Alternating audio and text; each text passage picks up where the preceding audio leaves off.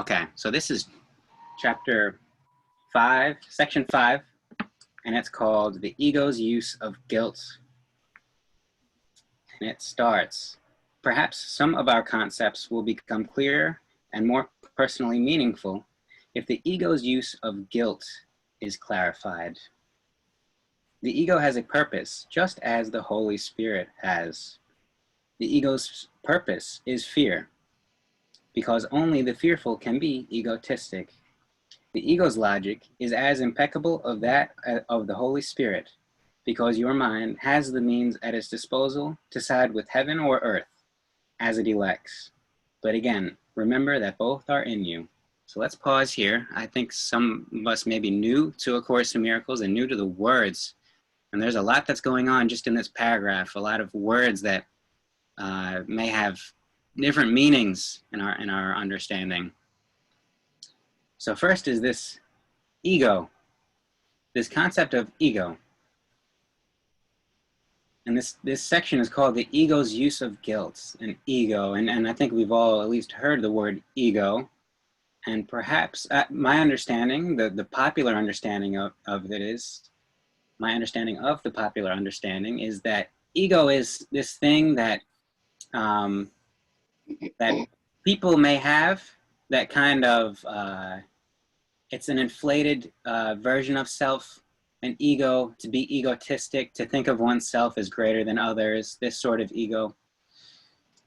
That is a type of ego in A Course in Miracles definition of things. So ego, in general, that is one type of ego, like an inflated ego or a superior ego. Ego, in general, in A Course in Miracles, is the self that is limited. So any idea of a self that is limited, that has a name, if something has a name, then we're limiting it to that name. A body, if something has a body, then it's bound by that body and nothing else is included in it. So a body, a name, a history. If we have a history, then that means we don't ascribe to any other history. So it's a limit. It's a limit. History, circumstance. If we associate with our circumstance, say our living quarters or our job, our societal role, our family role, any of these things that are typically associated with self, according to how the world sees it, everything that's on our license, our identification license, is all traits of ego. They're all limits. They're all bound by physical. The physical world is one of limit. We can see things because there's contrast. There's borders, there's boundaries, there's finite things, there's smaller, bigger. All of these are concepts of the ego. Anything that's putting a limit, that has a size, that has a duration, time, space, all of this is ego, ego self. So, in this light, an inflated ego, for instance, is somebody that thinks more highly of themselves than others, one type of ego. Another type of ego is a deflated ego, someone who always puts self after others and sees others as ahead of self. This is another ego, another form of ego. Ego, through all these things, is a limited self. So A Course in Miracles takes these concepts, ego, limits, physical identity, and pits it up against its complement, spirit. In particular here, Holy Spirit. Holy Spirit is the unbound self, the capital S self. We can think of Holy Spirit as the symbol for our highest self. This self is eternal, not bound by time and space, not bound by form. There's no form, there's no time and space, so there's no size. It's just here.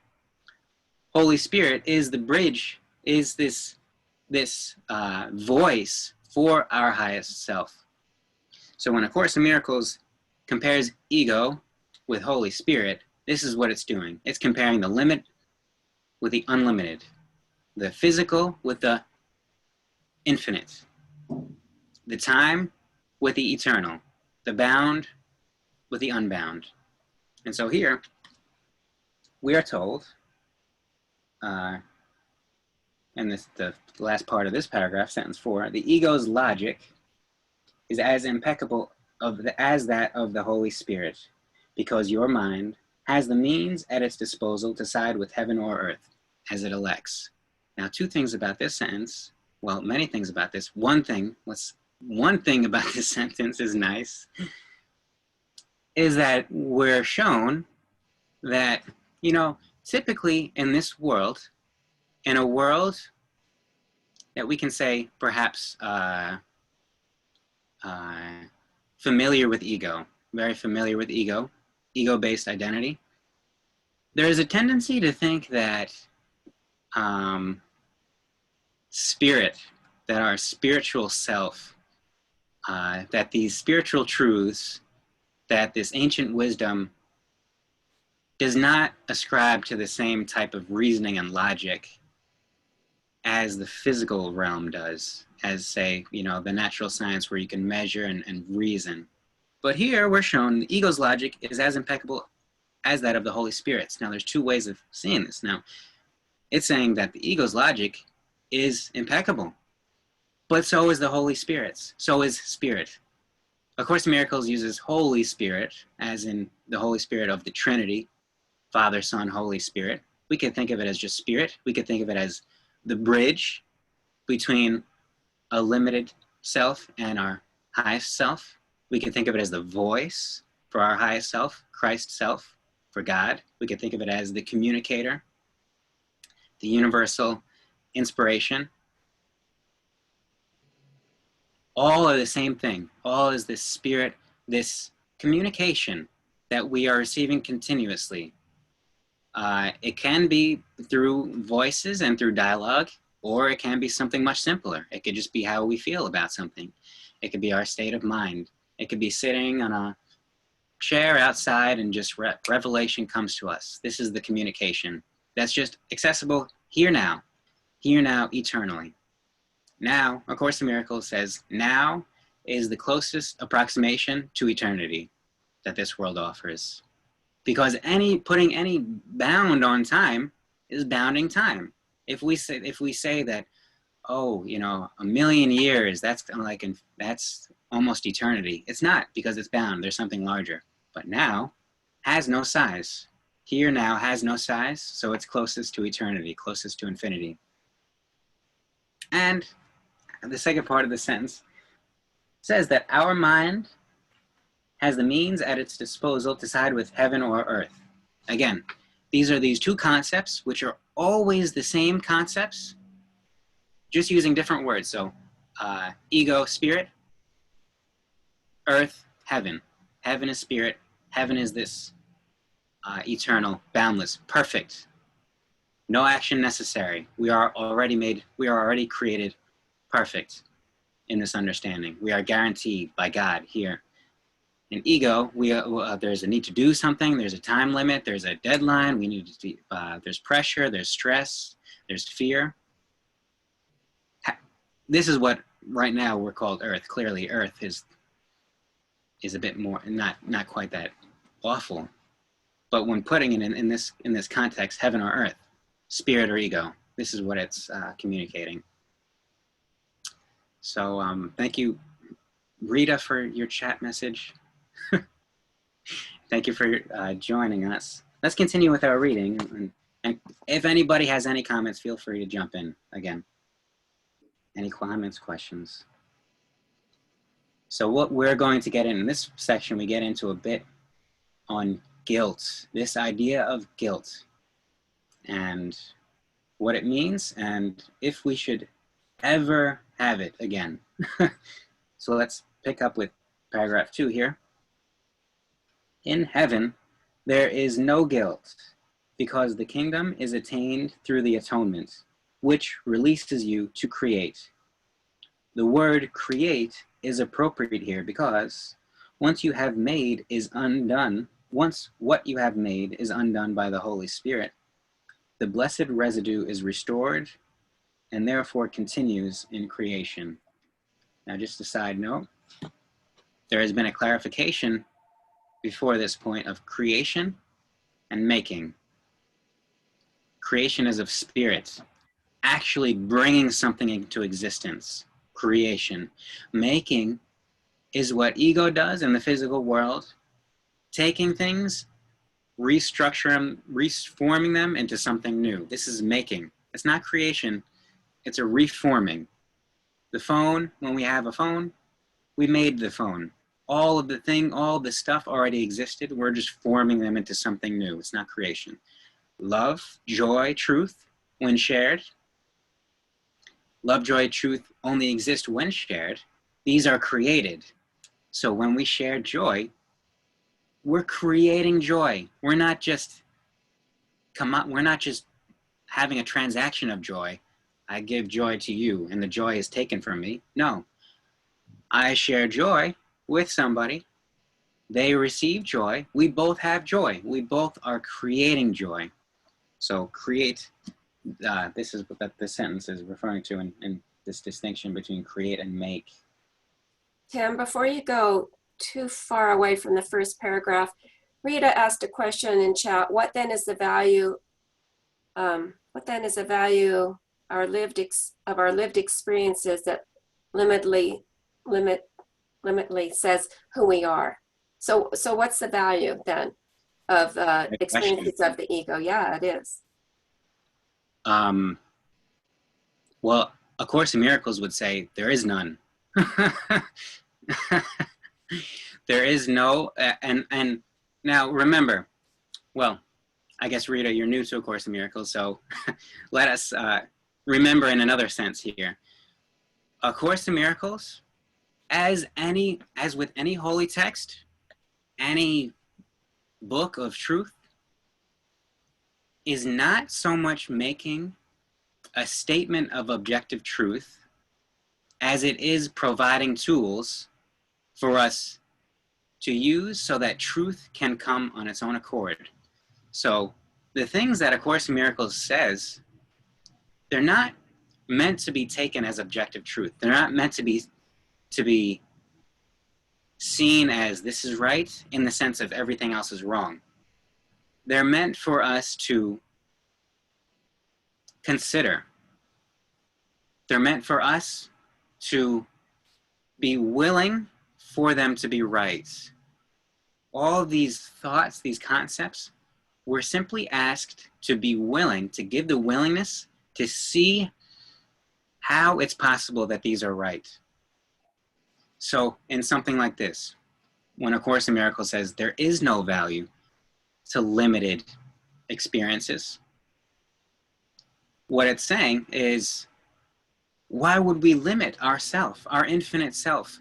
There is no value. It's actually the opposite of value. We're giving away our value by limiting ourselves. So there is no value and there's no moral high ground by sacrifice. A Course in Miracles makes it very clear that there is no such thing as sacrifice. Sacrifice is an ego concept. So when we think that we have to give up something in order to have something, this is just a mental construction. This is an ego concept. We don't have to give anything up. We don't have to limit ourselves. We need not to be fully joyous. Joy, truth, love, all these concepts that reside in this heaven with spirit are fully experienced or not at all. There's no in between. It's not like we can be 50% in spirit and 50% in ego. We are fully in spirit or not at all. Really, we're always in spirit.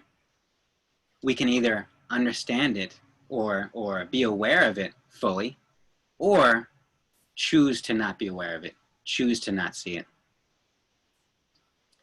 So I'd like to jump in and say, just in case there's any misunderstanding, that to say that there's no value, Rita, or anyone, in ego experience or the experience of the self, as if you identify as the ego self. To say that there's no value is not to say that there's no value in the self, because the self in its highest form, in its highest way, the purpose is to communicate. That's communicate with a capital C. So communicate with a capital C means to communicate love, to communicate truth, to communicate all that isn't limited, right? To communicate everything that isn't a communication of the limited self, or a communication of looking at others as limited selves. So there's great value in being here. Oh, did she just drop? Karen? Yeah. It's Kathy. Can I share one? Hi, Kathy. Yeah, I was. Oh, there's Rita. Sorry, the cars are driving by. For me, and this I was going to say, oh my God, I should be leading a class on guilt, but I need to get to the other side. But the experience for me of the ego from me is what teaches me to go to spirit. So the experience of ego is a constant reminder, do you want to be here or do you want to be over there? And so if there is a purpose of experience, that's how I see it. It's a constant opportunity to say, you have a choice. And ask that question, how does this experience feel? And every time I look over or am more and more of asking or being in my spirit and kiss that. No, ego doesn't exist. I won't kiss it. Okay, so there you have it. But that's my experience. I feel it's a constant reminder to bring me here. With you guys, I love you. Okay, I'll go quiet. Love you too, Kathy. And I think it was a little fuzzy on my end, but I think you said being in spirit, and yes, and also being spirit is kind of the point, being spirit. And right. Thank you for that clarification. And that's what this course for me, it's like a dissection, or it's a continuous of clarifying, understanding, which is what you do with the course as it is, so that in spirit, you would need to describe this, but in this body or in this ego, I need to be reminded to understand what the course is, if that makes sense. So the ego has a hell of a time with this course. The spirit just says, welcome, home, I'm home. And so my experience in life just keeps bringing me back to this is home, which is in the heart. Yes. Thank you, Kathy. And hello, Teresa, for joining us. I will say now, to extend this conversation, I think it's also important for us to perhaps reframe this question rather than what is the value of experiences that limits who we are, to reconsider what it is that is limited, because who we are is not limited. If there is something that does limit, then it's what A Course in Miracles calls a special role, a role that we're called to play. Now, this has tremendous value. These are the miracles that we're asked to share. We are asked to share these as a special role. We're asked to be at a specific coordinate and all these things in a specific body. We're not asked to be these things. We're asked just to allow them to unfold. So who we are, it seems like it's a seemingly subtle nuance here, but it's not who we are. The role that we're playing, which includes all this ego, which includes the body and the history and the circumstance and our role and all these things, This is our role. All the things that are on our driver's license, this is our role, but who we are is unbound by all of this. It is not, all these things do not say who we are. Who we are is spirit, is eternal, perfect, unnecessary to do anything, enlightened. All these things are who we essentially are. To confuse our role with our identity is the mistake. This is where our value becomes hidden. So we all have many roles. You know, I have the role of a woman, a daughter, a mother, a grandmother, a friend, somebody who works at humanities team, somebody who likes to walk around the neighborhood, you know, different things. So if I were to identify with any one of those roles, well, then that's limiting who I am. But I do play all of those roles. And my special role is to play all of those roles. But I don't identify as any one of the roles, or I have learned through the study of A Course in Miracles that I no longer identify with the special role either. I acknowledge the special role of Karen Gordon and what she's doing and contributing and all of it. But it's about claiming your identity, if one chooses to, as the limitless self, and then playing the special role. Yes, having it as a starting point. What we're doing is just dismantling the structure of ego, which kind of masks ourself. It makes everything very confusing. There's all these corridors, and it's a labyrinth, and you gotta go under things, and wood is rotting off. So we're just taking a piece by piece off, and we're starting with our essential self. This is what A Course in Miracles calls our inner altar. As a starting point. So rather than there's this, it is possible for one to think that we cannot know truth, that it's too complicated, that all these truths, everything is way too complicated, life is complicated. And I mean, holding these beliefs will make it true for us, but it doesn't make it true with a capital T.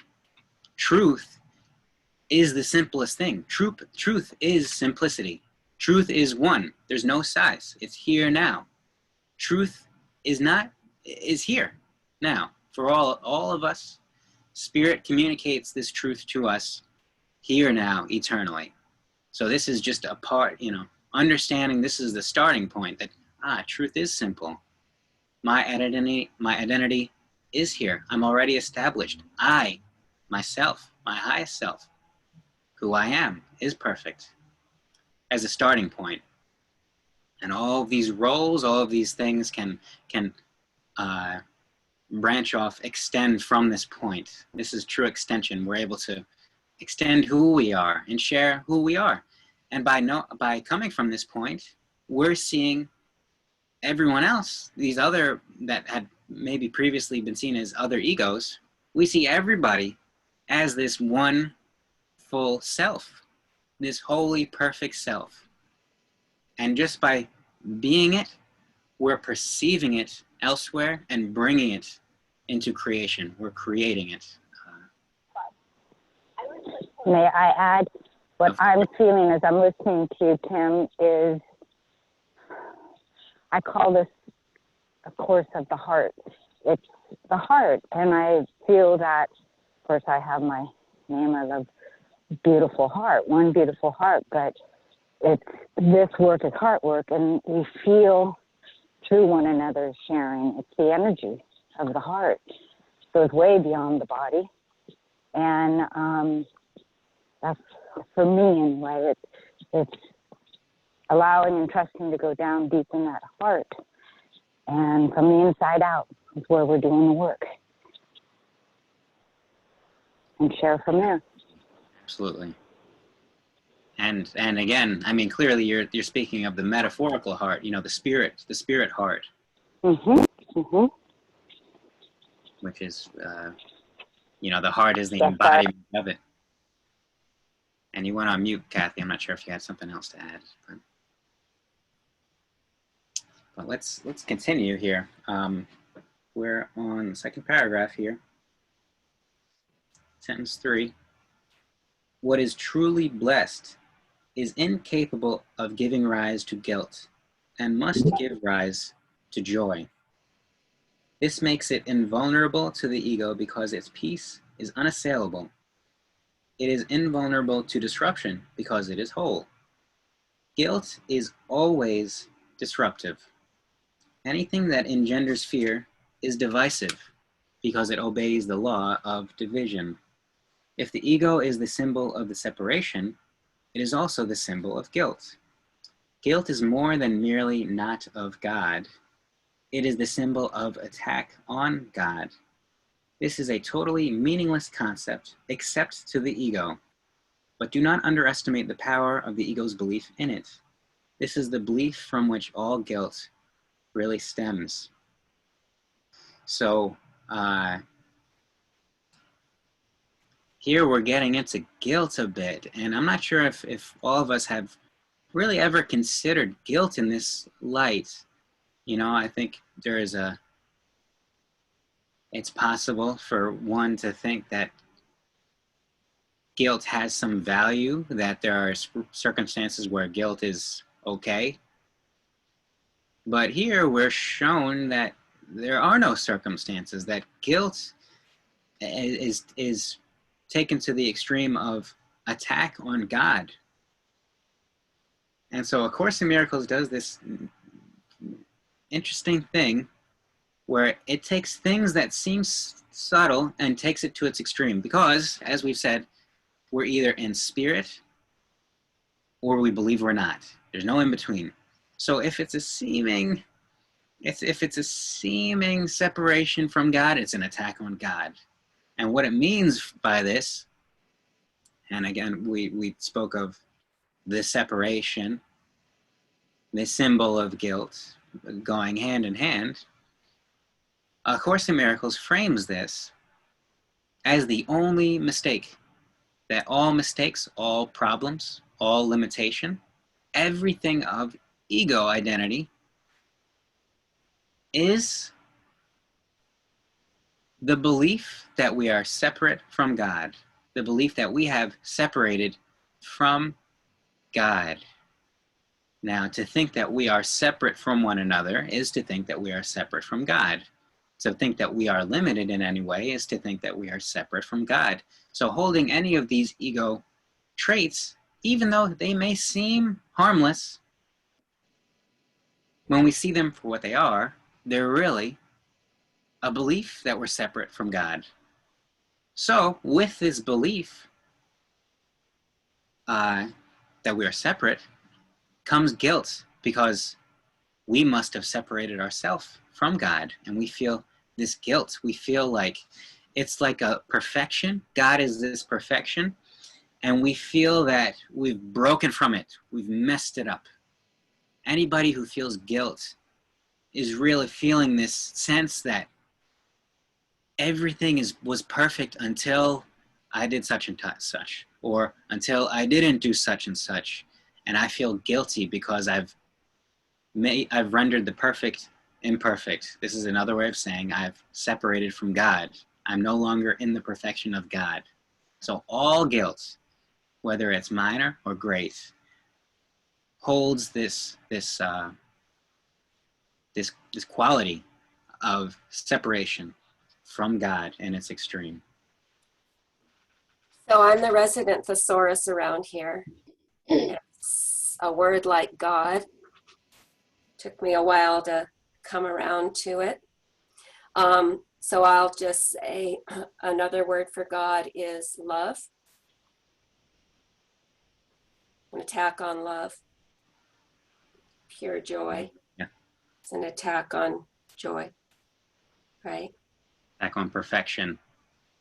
I would like to share on a personal note that this teaching, or A Course in Miracles, sometimes refers to it as unlearning. This is all about unlearning what we thought was so.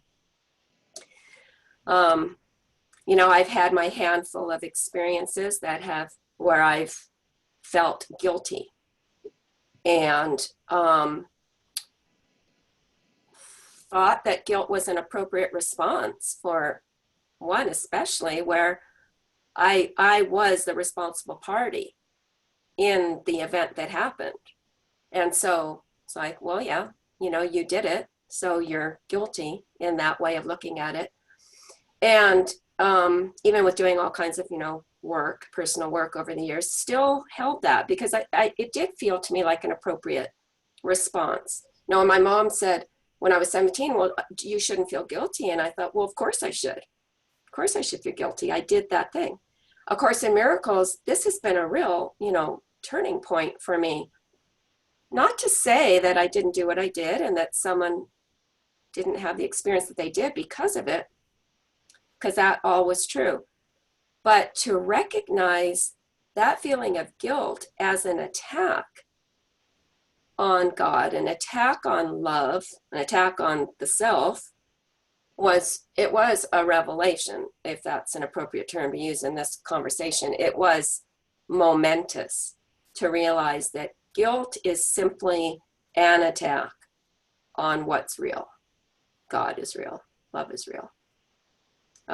It's nothing more than that, and it's nothing less than that. And it's different than stepping up and being accountable for one's actions this special role might do at any given time. Yes. Thank you. And this is the importance, and we can start to see how this is building, because we're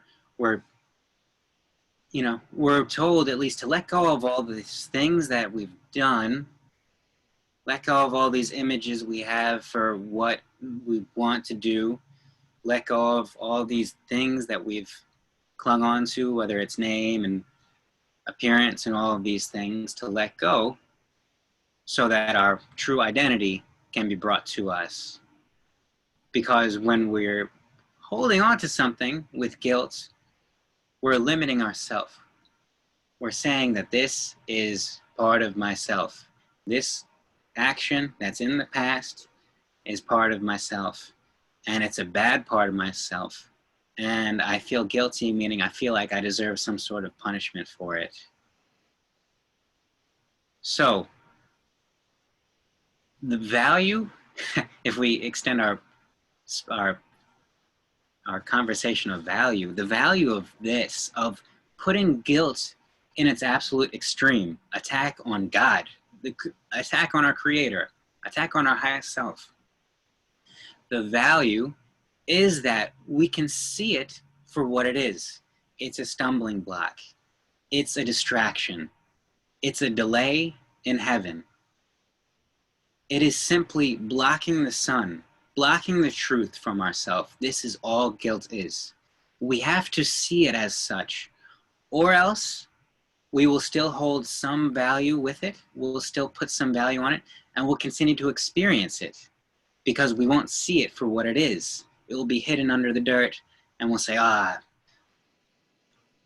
this is guilt, and I deserve this guilt. But once we see it, we have to conceptually understand it and understand what it's doing and why we shouldn't have to experience this. At least if we have this seed planted here, now, then we're planting this seed, what we're doing with all of this. All of these things that seem like they're theoretical or seem like they're abstractions, all of this is a seed.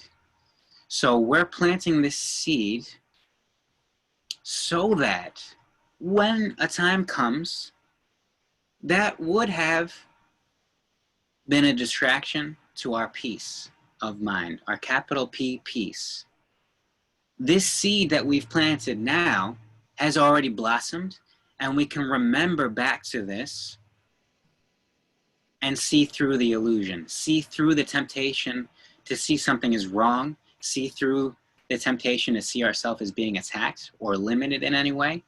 Because in the thick of it, we can't really plant a seed. We're in the thick of it, and it seems like we're on autopilot. But if we have this framework that we're building for ourselves, not when these things are happening, when they happen, we can easily refer to them and just pick it up and use it and see, this is what it means. This is what it means. So, and again, all tools. So if something doesn't make sense, let's just bring it up so we can get better clarity on it, because everything here is a helpful tool.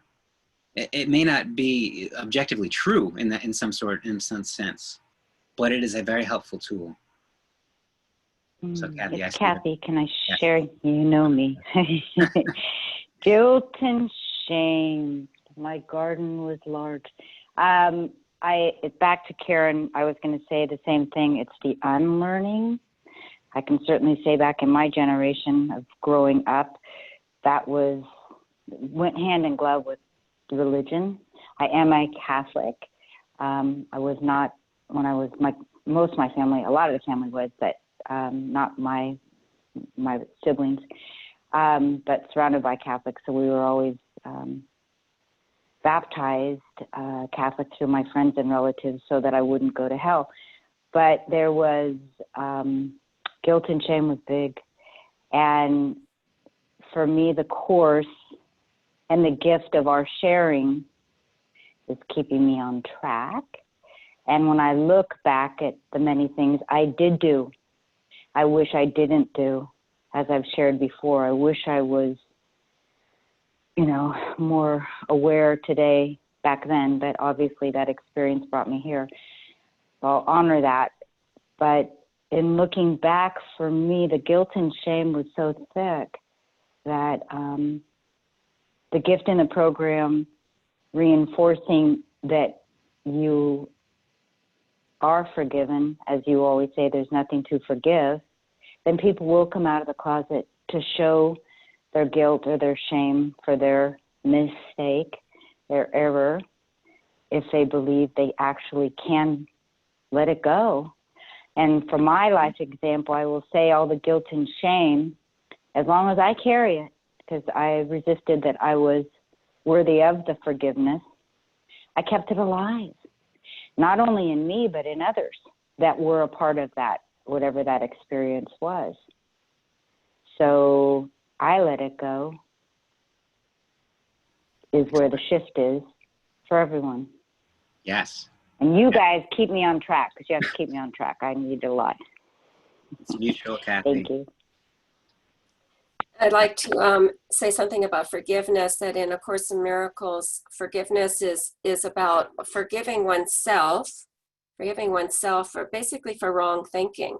So in the example of guilt, to say I forgive myself, I'm not saying I forgive myself for that thing that happened. It's not exactly that. It's saying I forgive myself for the thinking that I had about what happened, right? And that self-forgiveness leads to this A Course in Miracles concept of the atonement. When we talk about atonement, we're talking about self-forgiveness in that way. And I totally, again, it's you always are keeping me on check to how I express myself. Absolutely, I acknowledge whatever part I was involved in, whatever it was that took place.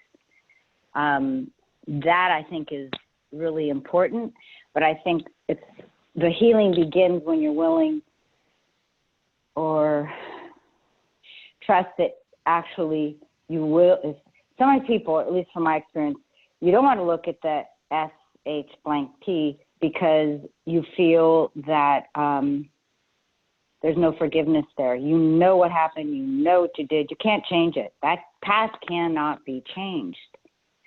So we stay in the thick, sticky, I always say quicksand or whatever, by not, if we know that we can be forgiven, if we know that doesn't mean I did not do it or erase it or what have you, it happened. But then understanding the beauty of acknowledging it and then understanding that it's forgiven. So it's not a take full responsibility, probably way too much too there, but the gift in it is knowing if you will share from your heart if you feel it's safe. But if it's going to be more damned, more punished, more shamed, then why the hell would you bring it out? And I think that's the beauty of this work. Does that make sense? I know I don't always get there, but It does, Kathy, and your heart sharings warm mine. I say that again. What? I said it does make sense, and your heart sharings warm my heart. Oh, I love that. That warms mine. See, like anything real, anything true, anything in heaven in this spirit place is shared, is mutual. So of course, Kathy's heart sharings warm our heart and warms her heart. Of course, sharing joy, when we give joy, we have joy. That's the only way we can have it. We give truth, we share truth in order to have it ourselves. Appreciation, when we feel appreciation for somebody, it's always mutual, true appreciation.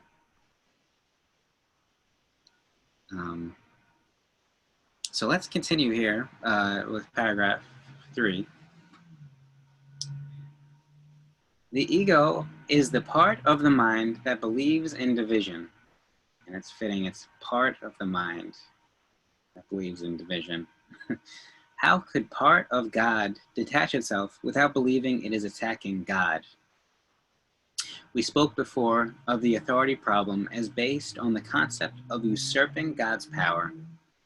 The ego believes that this is what you did because it believes that it is you. If you identify with the ego, you must perceive yourself as guilty. And again, this is just by definition. If we perceive ourselves as ego, which is the idea of division, the idea of separation, then we perceive ourselves as guilty from a very fundamental point, as a starting point. If we believe that we're separated, we're either knowingly or unknowingly believing that we're guilty, and we're knowingly or unknowingly seeing this everywhere that we look. We're perceiving it everywhere that we look, and we're bringing it seemingly into our awareness. Don't you just love that there's a part of you always that knows that when you pretend you're separate and divided and exclusive, that there's something really wacky about that? Yes. It's like you know it somewhere in there. Yes, exactly. And the somewhere is here. Always here now. Our highest self is not up to reach out. It's not after X millions of years or lifetimes. Our highest self is here now. And A Course in Miracles uses the Holy Spirit as the voice, as the symbol for the voice of our highest self. If we still think, and we don't even need to, we don't need to pretend that we're identifying as our highest self, so long as we're able to listen to Spirit. This is the job of Spirit. This is the job of atonement, saying, I'm willing to forgive myself. Spirit, I'm willing to listen to Spirit, because I know Spirit is the voice for my own highest self. And who knows better what is best for me than my highest self? If I think, I can think, one can think that the ego self is in the best position to make decisions, that it takes a lot of analysis, and you look at the data, and you do a split test between the two, and or much more simply, I, capital I, listen to Spirit. Because Spirit tells me, Spirit is the voice of my highest self, always, eternally here now. What to do, if anything, what to say, if anything, where to go, where to look. So long as we're given the willingness, we can choose to block it. We can choose it. This is our choice. But why would we want to when we see the power that comes with it? So if we continue here, sentence 6. Whenever you respond to your ego, you will experience guilt. Respond to your ego. and you will fear punishment. Now, notice how this doesn't say identify with ego. It doesn't say side with ego. It says respond to your ego. This could be siding with or siding against. To respond to our ego is to respond to something that we think is real. So if we're saying, well, I know you want this ego, but, well, we're responding to ego. This is a response. In physics, there are a few different types of collision. There's collision that between particles. If something hits me and bounces off, that's one. There's something that hits me and just sticks. And there's something that just goes right through, doesn't interact. Now, something that bounces off, if we're trying to reflect the ego, we're actually giving it substance. This requires energy, a lot of energy to reflect something. If something just hits and bounces off, it still requires energy. It's still interacting with us. Now, ideally, all these neutral particles, these light neutral particles that come from the sun, they fly right through the earth because they don't interact with it. The earth is not harmed. It just doesn't, particles don't interact with it. So ego, in the ideal sense, we just don't even interact. We don't respond. It just goes right through. We don't even see it. We see right through it. We're not reflecting it. We're not combating it. All of these things are giving it. This is what ego wants. Ego wants the attention. Ego wants to be combated because it's the ideal. It's the idea of combating. It's the idea of division. It's the idea of separation. So to see through it, to just see through it. And I know we're speaking of ego now because we're planting a seed so that we see through it. We see through it. If we have some sort of idea and we recognize it as ego, see through it. We're not trying to change it. We just see through it. See through. So we don't even want to recognize it?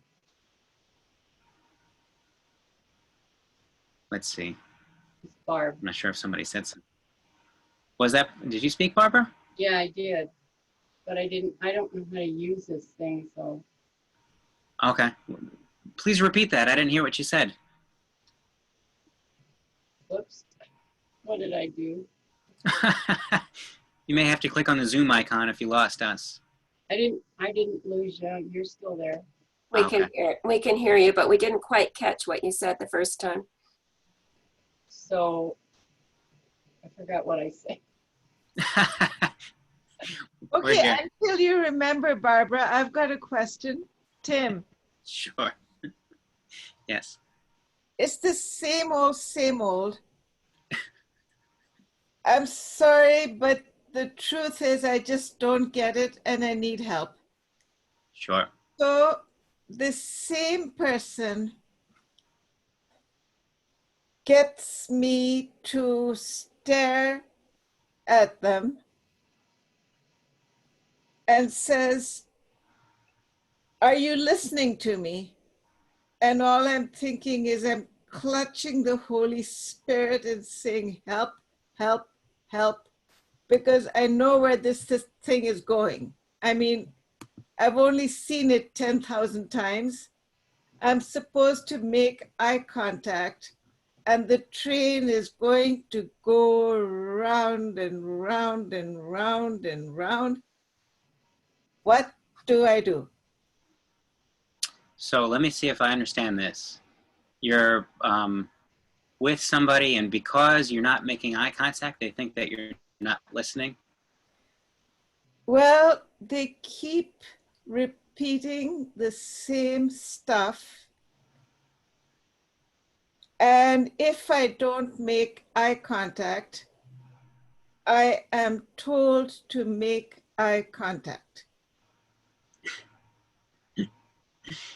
Well, the line that comes to mind is in A Course in Miracles says, if a brother, and this is biblical too, this is from, if a brother asks you to go walk a mile, just walk the mile. And if we don't, if it's something that doesn't harm us, if we have to make eye contact right in the thing, then if it's not doing us harm, it's not any doing anybody else harm, then we do it because we see that it doesn't matter either way.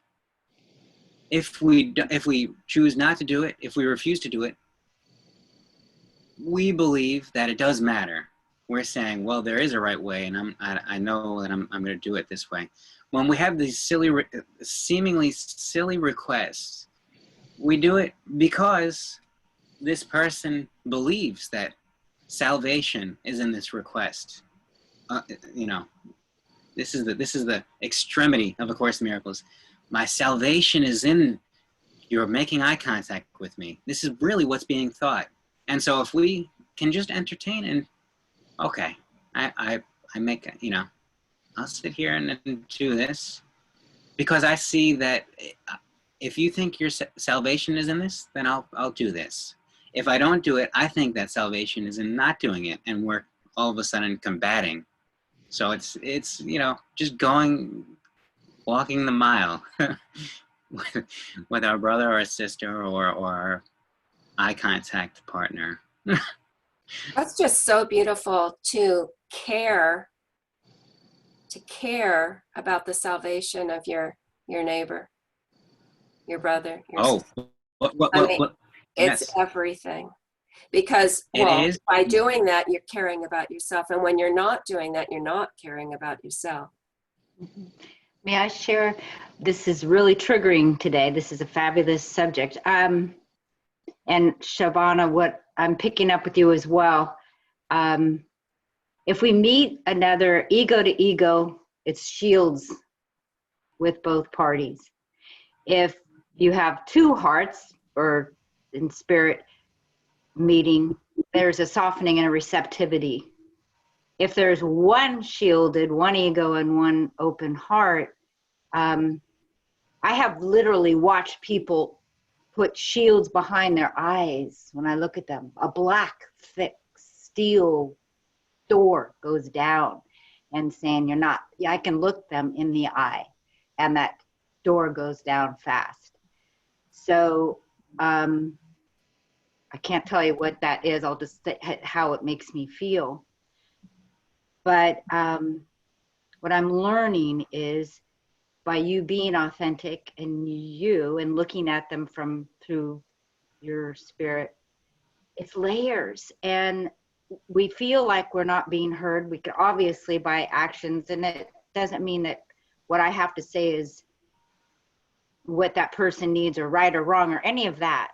But what I'm feeling from this other person, it's like you don't know if it's going to soften a little layer later and another layer from them, peeling them, making them safer to maybe start to hear you.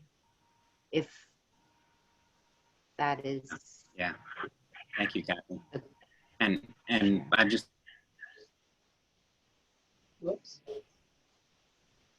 like to add to this is my favorite lines, and this is the favorite, as are all the others. My favorite line in A Course in Miracles is, your brother is the mirror in which you see the image of yourself. And this is just applicable in every situation when this, and it's, in this instance, to be able to look at this person in the eyes and to see them as perfection. This is healing. This is healing, rather than look at them as with the annoyance, to see the perfection, to truly see it. This is a healing. All of a sudden, I don't think that request will be made again, because it'll just be, the conversation might just stop. I need to tell you something further. The end of it all is that there's a requirement, like I'm just sort of pinned to the wall basically, is that I have to, the story is always more or less the same, which is, isn't this person stupid? Okay, that's the story. And I'm required, like the salvation is to agree with it. And I'm thinking, I don't agree, but if I don't agree, the train will go round and round and round the track until I do agree. So I hurry up and agree so I can get the hell out. But agree fully. and see this, because what is this? This is your own salvation. And as Karen has said, the salvation is salvation. You know, it's not so much an altruism in the sense of putting another's needs above our own. It's a self-centered altruism. It's, this is your salvation. Oh, I can give you salvation. So then I'm giving myself. Salvation is created. It's this concept in heaven, in spirit. I can create salvation here just by doing this silly thing of looking you in the eyes or whatever it may be. And So agreeing that someone else is stupid. No. Agreeing And that someone... that's the requirement. I mean, that's why I have to look this person in the eye and absolutely and totally give them the rubber stamp that what you said about this other person is entirely true.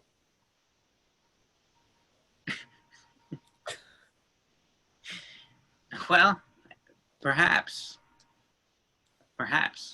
But there, I mean, we can always see the light in somebody, and you know, I don't think we have to agree that somebody is stupid to do this, you know. All I'm seeing, Tim, is the light in the other person. You know, it's like I'm just thinking, yeah, that is a smart person. Well, what about the person that you're looking at? Well, that's what I'm thinking, is that who walks around, you know, I mean, insisting that I have to rubber stamp their judgment. I mean, I'm just gripping the Holy Spirit so that you're practically choking the Holy Spirit and saying, please. Okay, I'll agree. I just need to get out of this loop. Yeah. Well, I mean, You know what, Shabana? You know Yeah. what? I had a very recent experience, very recent. Some time back, I had a falling out with a very close friend. And there was a situation, and I felt one way about it, and she felt a different way about it. And over a period of time, I apologized to her several times for the part of it where her view of it, my behavior, my actions. And I apologized. Very recently, like within the last week or so, I woke up. I just had I think it's because of this willingness, this A Course in Miracles willingness, holding that willingness. It's just there now. And I woke up and there was this whole other thing. It was all over me, all in me, all around me. And that whole other thing was my apologies, several of them were weak. They were inadequate.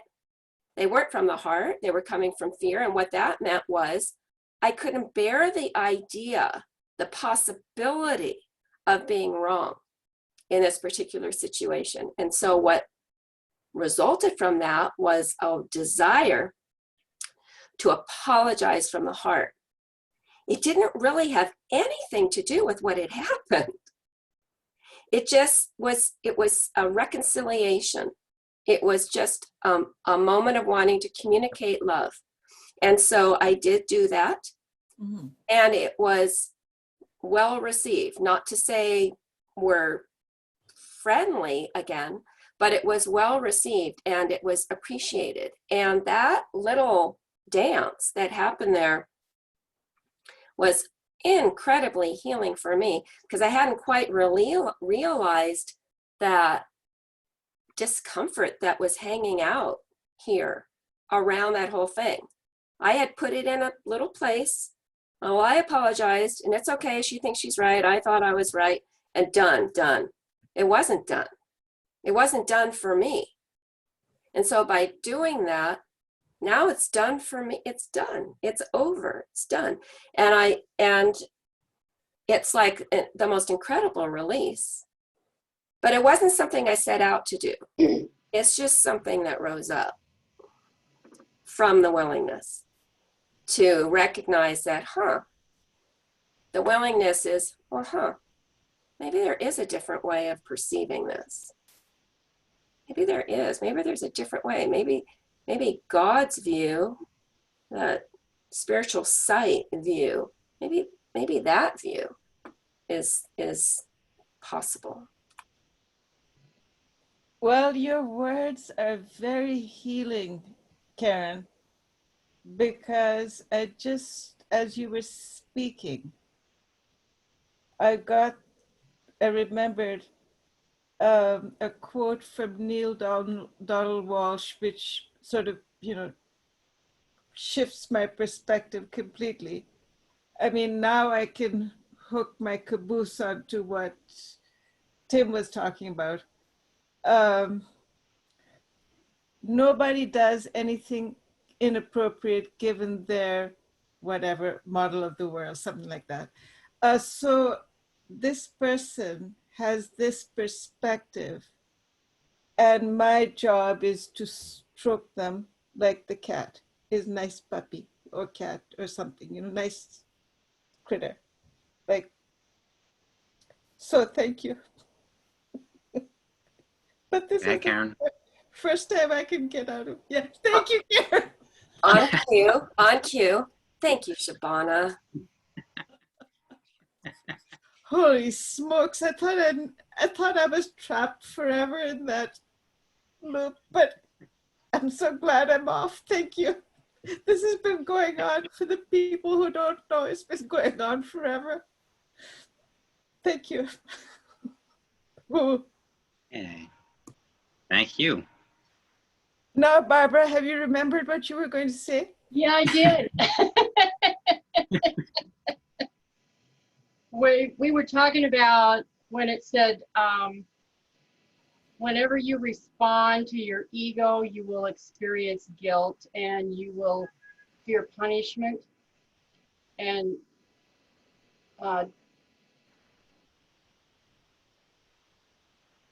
we were talking about the responding part of it. And and that means anytime we respond to any part of our ego, whether it's negative or positive, or whether we listen to our ego, period, does that mean we just need to ignore that ego? No. There's a difference. It's seemingly subtle. It's not ignore something, because ignoring something is ignoring something. It's seeing something and then choosing to ignore it. Just as forgiveness is not labeling something as wrong and then forgiving it. Forgiveness, true forgiveness, is seeing through it. Seeing that, this was just my perception that was mistaken. And now I can see through this. So it's more of a seeming through than an ignoring. It's not to ignore. There may be things, events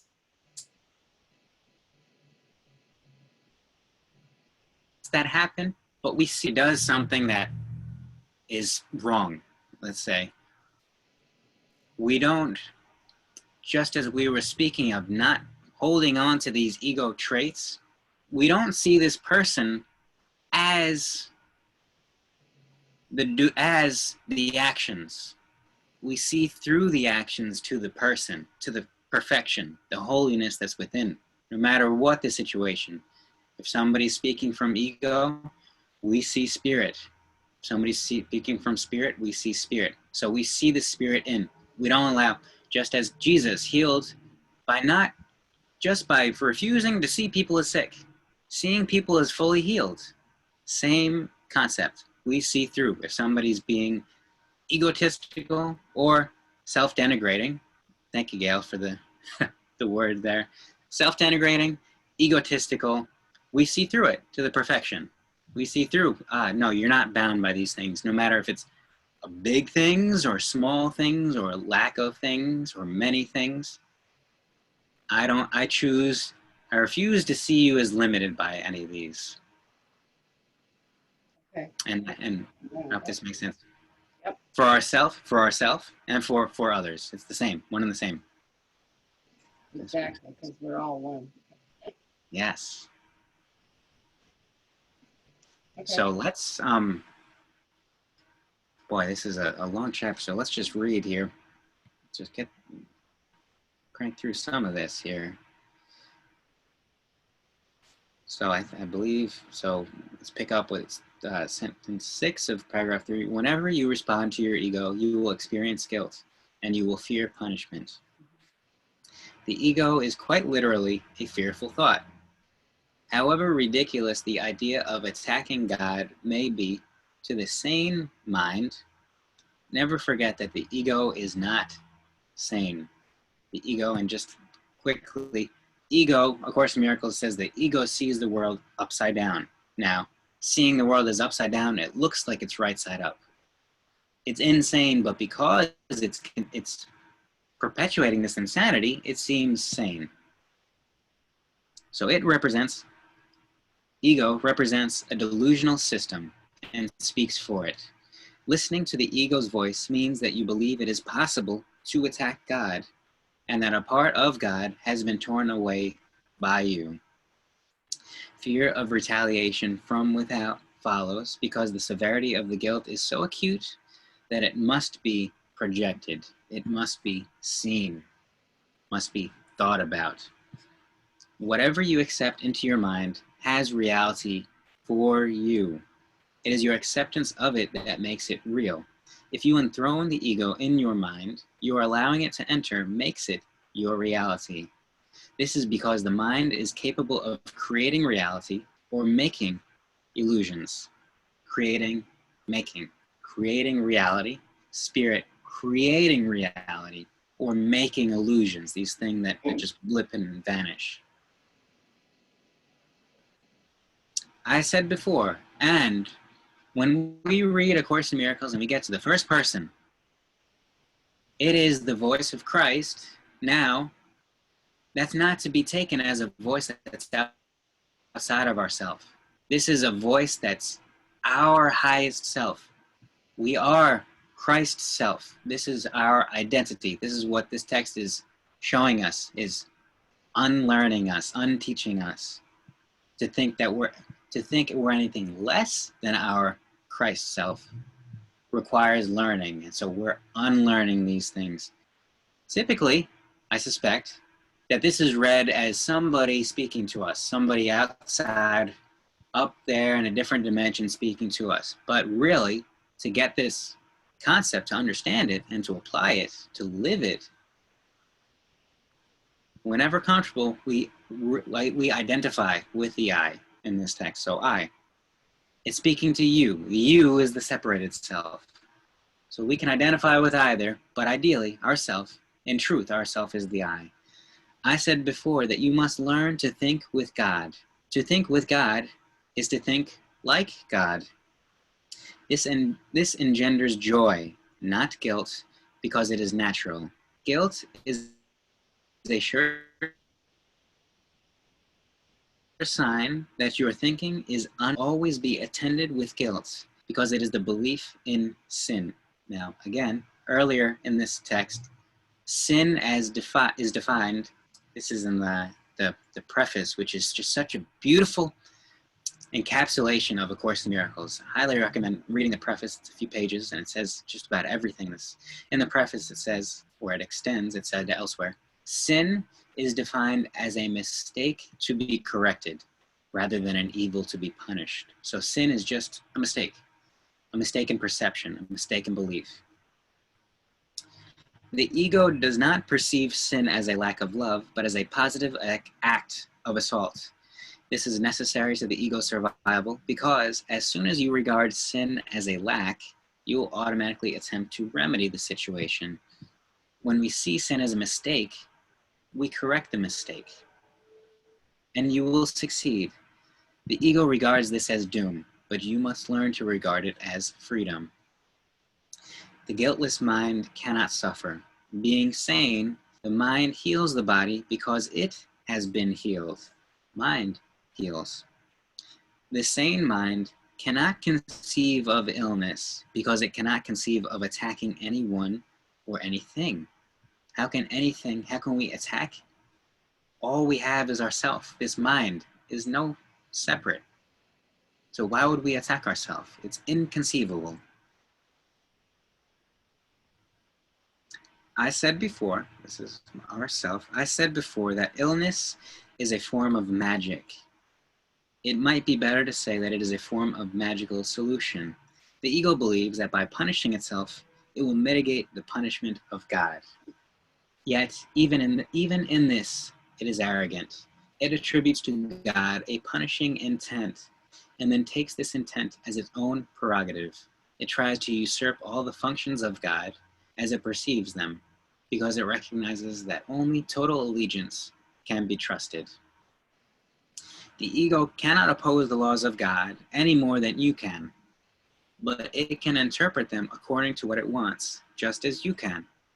That is why the question, what do you want, must be answered. You are answering it every minute and every second, and each moment of decision is a judgment that is anything but ineffectual. There are no idle thoughts here. There's no idle judgment. There's not an idle moment. Everything is creative. Its effects will follow automatically until the decision is changed. Remember, though, that the alternatives themselves are unalterable. The Holy Spirit, like the ego, is a decision. Together, they constitute all the alternatives the mind can accept and obey. There's two things. So we're choosing spirit, or we're delaying in choosing spirit, because really, in truth, there is no ego.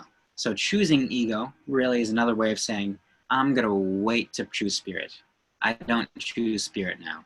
So we choose or we don't choose. There's two things. There's no complication. It's as simple as this. The Holy Spirit and the ego are the only choices open to you. God created one. And so you cannot eradicate it. You made the other, and so you can. Only what God creates is irreversible and unchangeable. What you made can always be changed, because when you do not think like God, you are not really thinking at all. So isn't this a nice way to frame it? We can think that we're thinking with ego, but just recognize it as just nothing. There's no thought. There's not even thinking. Just as when we make things, we're not creating. Nothing is being created. Nothing is being thought. And think of it as being reactive rather than thinking. Reactive and to nothing. It's the train just spinning the wheels in place. Nothing is happening. Nothing is being created. Feel exhausted if I think about all the thinking I've done. Yeah. Yes. Yes, the thinking A mind. lot of work. It is Exhausting. a lot of work. I'm still alive, but it was exhausting. The only thing we need to do is I mean, think, if we all we need to do is think, am I choosing or am I not? Am I choosing love or am I not? It's a one simple little question there all day long. and it's not here now, eternally, and it's not a labor.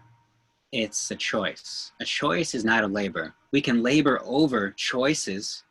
Should I choose the ego or should I choose the Holy Spirit? This is just ego not thinking. When we choose spirit, we're just put in the right place, right time. We just blurt out the right thing. We're guided what to say, what to do. There's no thinking. There's no strain. Just peace, and that extends into all that we see. So, so if we continue here, delusional ideas are not real thoughts, although you can believe in them, but you are wrong. Fortunately, this is wrong. Fortunately, we can't have an idea that's separate from God. Fortunately, we can't be separate from God. We can't destroy ourselves. This is all it's saying. Thank God that we are wrong in this, that we cannot be separate. The function of thought comes from God and is in God. As part of God's thought, You cannot think apart from God. Irrational thought is disordered thought. God's self, orders your thought because your thought was created by God. Guilt feelings are always a sign that you do not know this. They also show that you believe you can think apart from God and want to. Every disordered thought is attended by guilt at its inception and maintained by guilt in its continuance. Guilt is inescapable by those who believe they order their own thoughts and must therefore obey their dictates. This makes them feel responsible for their errors without recognizing that by accepting this responsibility, they are reacting irresponsibly. If the sole responsibility of the miracle worker is to accept the atonement for himself, and I assure you that it is, then the responsibility for what is atoned for cannot be yours. Now pause here. This is one of the few sentences that is repeated several times through the text, so it's an important one. The sole responsibility of the miracle worker is to accept the atonement for himself. The sole responsibility of God's teacher is to accept the atonement for herself. It's said several times, and so it's one to just keep in. My sole responsibility is to accept the atonement for myself, not for everybody else, for myself, and just allow this seed to show us what it means to accept the atonement for ourselves, because we can read this and we're setting ourselves up for its arrival to us. It's showing up. Once we give that willingness, once it's planted, it's in the soil, we'll see it. This is what atonement means. Because the best unlearning comes from this experience that we have all the time. And the voice of God, the Holy Spirit, the bridge, uses everything to communicate with us, not just the text or not just a human speaking, everything, this revelation. The dilemma cannot be resolved except by accepting the solution of undoing. You would be responsible for the effects of all your wrong thinking if it could not be undone. The purpose of the atonement is to save the past in purified form only. If you accept the remedy for disordered thought, a remedy whose efficacy is beyond doubt, how can its symptoms remain? The continuing decision to remain separated is the only possible reason for continuing guilt feelings. We have said this before, but did not emphasize the destructive results of the decision. Any decision of the mind will affect both behavior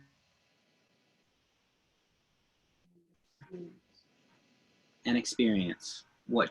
Your mind does make your future, and it will turn it back to full creation at any minute if it accepts the atonement first as a starting point. It will also return to full creation the instant it has done so.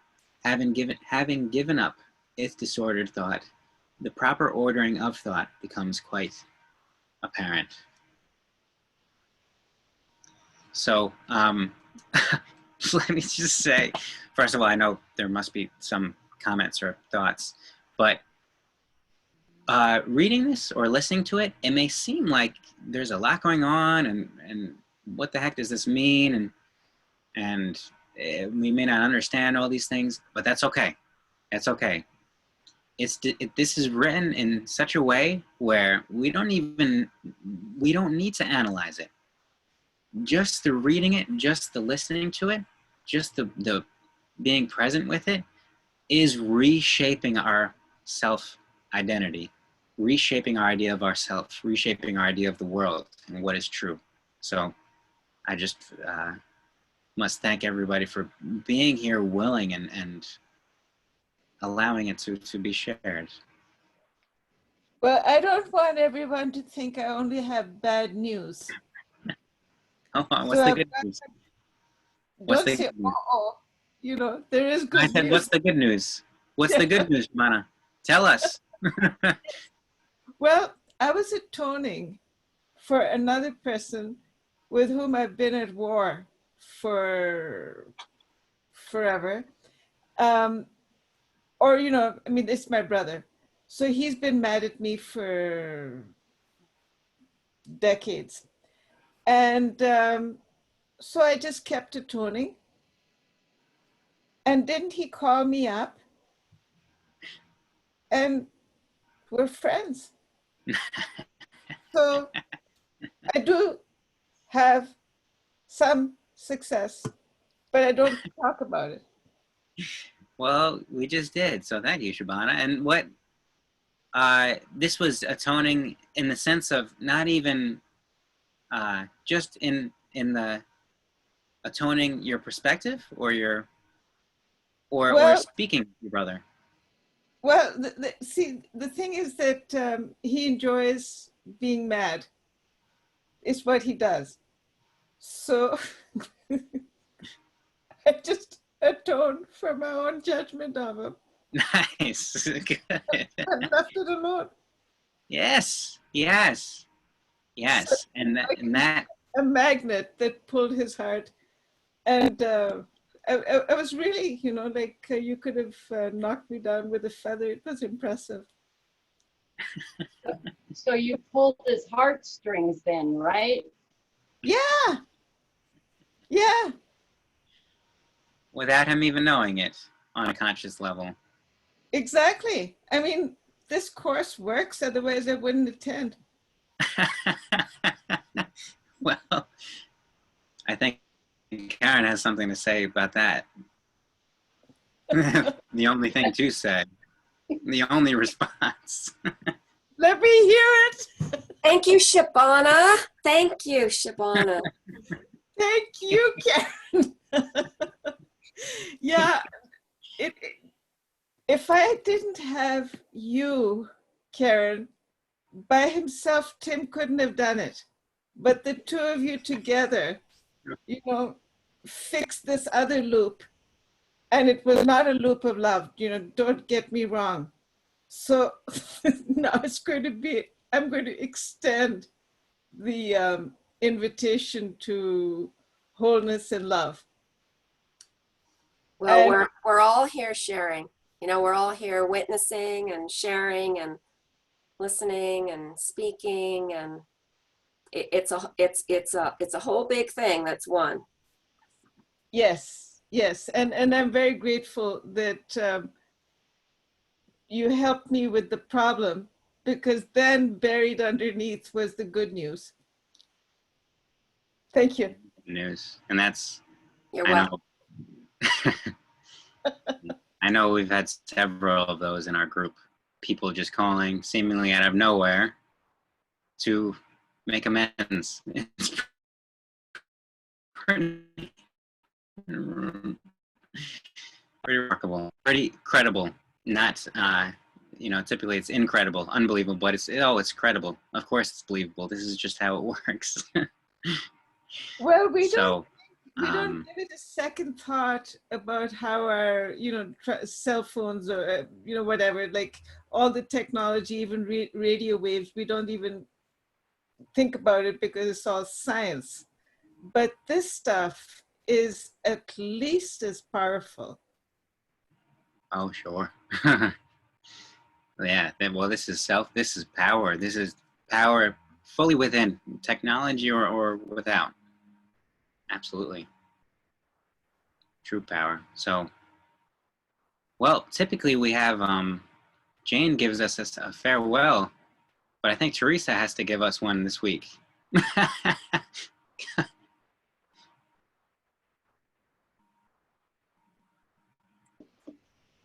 We'll just wait for the unmute. I think I can actually unmute you. Oh, wait, sorry. I've got There it. we I go. was clicking on my picture instead of at the bottom. Well, hello, everybody. And yes, it's amazing how things are changing in the world Oh, if we had a big bottle of kombucha in another hour, I could tell you a story. But I want to send everybody off. I love you all and happy Easter. Easter is coming. Tim, there is a section about Easter in the book, right? Oh. Are you requesting that we take that section next week? Well, would it be appropriate, or do you even Yes. remember where it is? Yes. Okay. That's a deal. This Yeah. is a deal. Yeah, I think Thank you this for is a good time. Yeah, Yeah. yeah. Thumbs Yes. up, guys. We'll send the email. We'll get the section and we'll bring the Easter, the resurrection. Excellent. May your week be full of rays of sunshine and love, calm and peace. Bye. Beautiful. Thank you, Thank you everyone. all. Bye. Love you all. Thank you, God guys. bless. Thank you, Shabana. Bye.